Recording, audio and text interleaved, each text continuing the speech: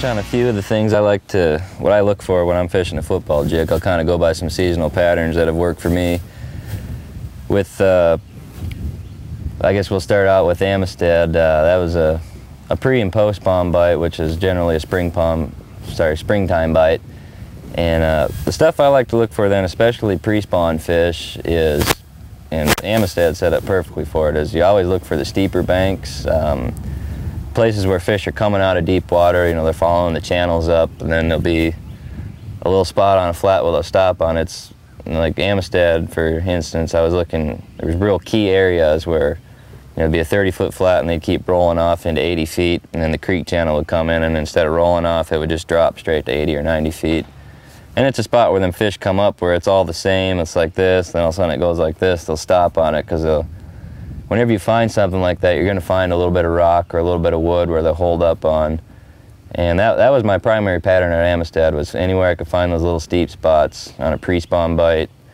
That just, you know, it wasn't a lot of fish, but you seem to find the right fish when you find that type of deal. And as far as working a jig, especially springtime, all the way till about, you know, depending on what part of the country, but in the south, till about May, I'm primarily dragging a jig. What I say by dragging is casting it out, and I don't hardly ever work my reel. I'll just drag the rod and hit it a couple times and drag the rod. They seem to be, they eat, but they're a little more lethargic before they get up to where they want to get up to the shallows. And you know, after they do their thing up on the banks and get back out, that post-spawn bite they're a little lethargic as well. You know, they don't tend to key on those real steep spots. They stay a little shallower, but they're still, like, if you're gonna fish, this is a good jig for fishing post-spawn, this little pitching jig. You want to look for steeper banks with a little bit of rock or a little bit of grass on them, and they'll be in the spawning areas, but it'll be flat, 3 feet, and then you'll have a bank that tapers to 6 feet. That's where I really like to throw this little jig around, you know, with like a little zoom chunk or a little grub on it. It's a real hard deal to beat, especially April and May around this part of the country. And then generally, once the fish get out, you know, midsummer to early to midsummer, when the fish get out on structure good and on river ledges and humps, a lot of times that's what I look for is you might find a hump out in the middle of the lake. It'll be maybe out in front of a spawning creek. There's good places to look when I'm looking for structure is in front of major creeks or major spawning areas, because it's just a spot where the fish don't have to migrate too far to get offshore where they want to be, and then into the spawning areas where they want to be in the springtime. So I'll look for humps and ledges in front of big creeks.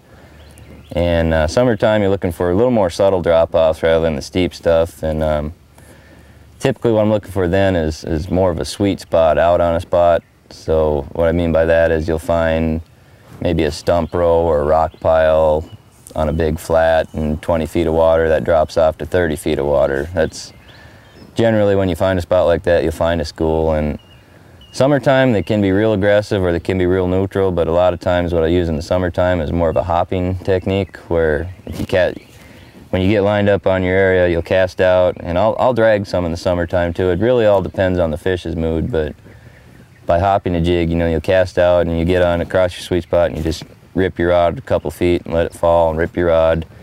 And if that doesn't work, sometimes I'll use the stroking technique, which is, it's kind of a workout, but you really get to eating it sometimes. And that's more when the fish are in a neutral zone. You know, they'll be suspended 3 to 5 feet off the bottom, and when you're stroking that jig by them, it's coming up above them really fast, then falling fast. I'll use a 3/4 1 ounce jig for that, and it sometimes key that real reactionary bite, you know, when you're dragging below them, and they'll either look at it or they won't even pay attention sometimes. So, and as far as fall, it kind of comes back to getting back into the creeks. Most of the fish are following the shad up. I'll again look for those same spawning creeks is a good area to look for in the fall, because typically you have shad coming into spawn in October through November, and the fish kind of set up on the same thing they set up as post-spawn. You know, you'll be working into a major creek and you'll have typical, you know, channel banks. You know, it'll be flat bank, and the creek channel will swing in, and that's a lot of the areas I like to key on in primarily chunk rock or grass, depending on what lakes you're fishing. There's any little bit of cover on a steeper bank seems to be good in post-spawn and fall patterns, and then kind of the rule of thumb, steeper in the spring and fall and flatter in the summer. So